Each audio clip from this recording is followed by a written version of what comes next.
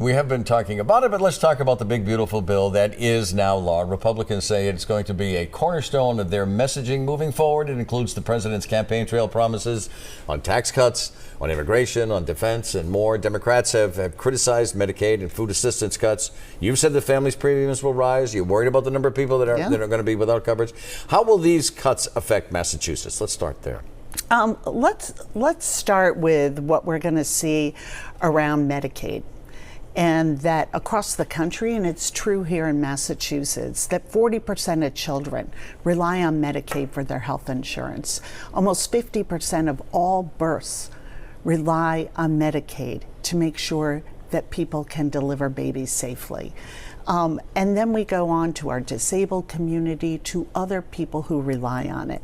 And even in Massachusetts, where we have very high healthcare coverage, where we have made that investment and made it a priority, it is going to affect premiums. Because another thing they left out, everybody's premiums are going to go up. Everybody's premiums. Because we are going to have people arriving in our emergency rooms here who are sicker because they didn't have care. And that impacts everyone. And they have also not extended the premium relief under the ACA.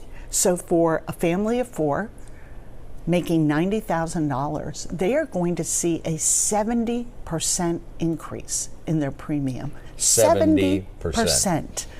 And so that is going to have an impact on whether you're in a private plan through your employer to if you are on Medicaid. And we will see hospitals, community health centers struggle here in Massachusetts. We are going to see nursing homes, the same as across the country. The nursing home operators are anticipating that 1/4 of all nursing homes are going to close because they are so reliant on Medicaid.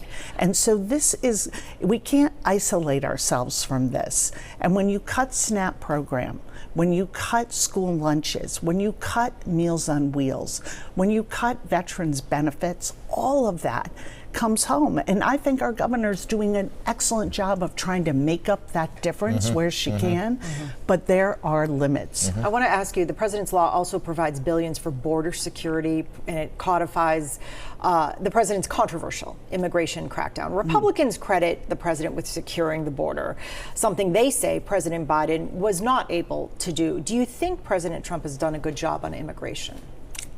No, I don't. But let's break this down.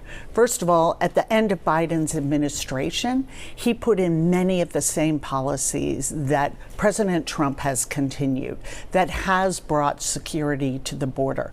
That is a value that Democrats embrace and stand with. We want secure borders, but we also know that what we are seeing in our immigration picture as a whole is also moving in the wrong direction. Do you think it's gone too far, all of this? It has absolutely gone too far. And we are seeing that reflected in polling as well, because Americans have a fundamental belief in they want secure borders. They do favor deporting people who are criminals, who pose a danger to our communities, but that's not what they're seeing. They are seeing these raids by officers who are masked, often aren't wearing a badge or able to identify them as law enforcement, as ICE, and they are seeing American citizens, children, people who don't have criminal records being deported. We need to fix our immigration system. There isn't anyone out there who thinks the current system works. But let's go back to having those path to citizenship for our dreamers, for our farm workers.